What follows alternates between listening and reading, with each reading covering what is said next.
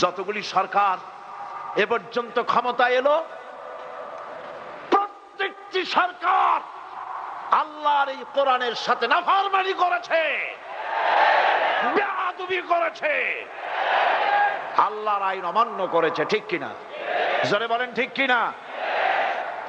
কিভাবে নাফরমানি করলো দেখুন। আল্লাহ রাব্বুল আলামিন বলেছেন, ওয়া হাল্লাল্লাহুল বাইআ ওয়া হাররামার রিবা। আল্লাহ পাক বলেন, আমি ব্যবসাকে করেছি হালাল আর সুদকে করেছি হারাম। ব্যবসা কি? ব্যবসা কি? আর সুদ কি? হারাম। প্রত্যেকটি গভর্নমেন্ট ক্ষমতায় এলো আর লাইসেন্স দিয়ে নতুন নতুন সুদের ব্যাংক উদ্বোধন করে জনগণের জন্য সুদ হালাল করে দিল। বলেন নাউজুবিল্লাহ। আল্লাহর হুকুমের খেলাফ হলো না?